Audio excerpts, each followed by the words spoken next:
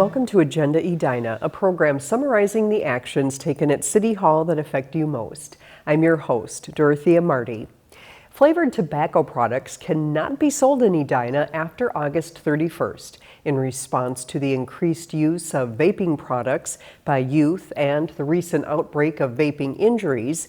The Community Health Commission recommended the city revise its tobacco ordinance to ban the sale of flavored vaping products. Community Health Administrator Jeff Brown took it one step further, recommending a ban on the sale of any flavored tobacco products. From a public health perspective, and in my role, the attraction of flavored products from a vaping perspective and from a regular tobacco perspective are pretty similar. And so my staff recommendation was to do a total flavor ban.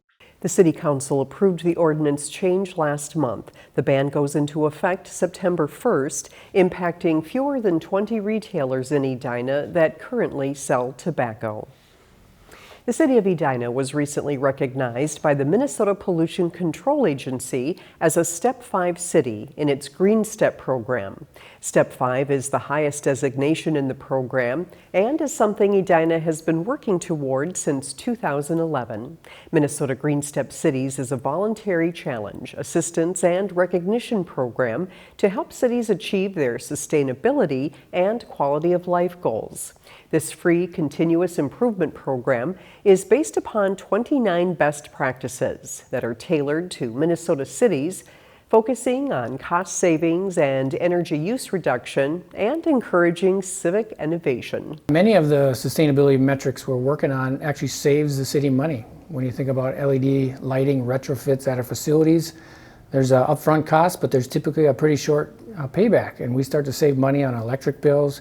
If we make notes of our fleet, if we drive less miles, use less gas and diesel, that's a savings to our operations, and eventually that is a savings to our residents. And it's just efficient use of resources. Edina is one of 140 participating cities and tribal nations that are helping lead the way in sustainability across the state of Minnesota. When the city of Edina acquired the site of the former Tyme Studios recording complex on 76th Street, a lot of history came with it. In addition to it being the recording location for such legendary musicians as Janet Jackson and Mariah Carey, Tyme Studios was also the home of equally impressive and important pieces of art. Edina TV has the story on the restoration and preservation of these one-of-a-kind items.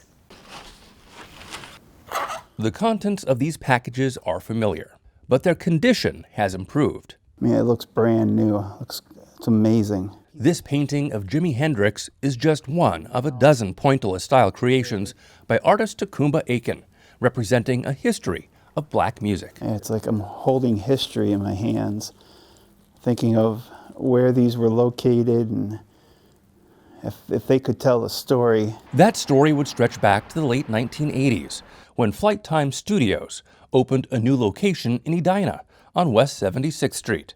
Paintings of Duke Ellington, Louis Armstrong, the Supremes, and other pioneering black musicians looked down on everyone who recorded here, even after the studio closed in 2003 and reopened under new ownership. When the building was destined to be demolished for an affordable housing project, facility supervisor Tim Barnes knew the paintings had to be saved. The significance in my generation, my parents listened to these artists and enjoyed the music. I enjoy the music. To ensure they would survive the move and many more years of being put on display, Barnes contacted the Minneapolis Institute of Art. They were fabulous. We see a lot of different media. We work on paintings from old masters, so anything from 13th, 14th century to contemporary works of art. So we have seen a variety of mediums. This was very unique. These hands down here, when I look at them closer, they look like faces. But to properly restore them, the painting conservator had to learn more about the artist's technique. It's guiding me. Tyme Aiken, now a celebrated muralist, still works every day at his studio in St. Paul. That's my training. That's, doing realism and stuff like that. But I got bored with painting it and just pencils and all, so I used pointillism. And even though it seems like it's more tedious and all of that, it takes me, I have to get in almost in a trance-like kind of mindset to do some of the things I do because it's so intricate and so detailed. The History of Black Music project took months for Aiken to complete, working from photographs he painted while on the road. These pictures were in black and white, but because I'm colorblind, I can figure out what was in color better than anybody, looking at black and white sometimes. Aiken says it was an honor working on the project, and he wishes he could have included more musicians. I thank Flyte and the people that are preserving it and the people that have made it happen, because a lot of times some people would just take this and throw it in the trash. Artwork that will continue to celebrate the history of black music for generations to come, in a new home, on a familiar spot. For Edina TV, I'm Dan Carpenter. When Aon's new affordable housing building is complete on the site, the pieces will be installed there to honor the cultural history of the location. We want to again remind our viewers that the City of Edina is closely monitoring the spread of the novel coronavirus and is working hard to keep those who live and work here informed about COVID-19. Please visit edinamn.gov/coronavirus for the latest updates, or sign up to receive City Extra emails or text messages.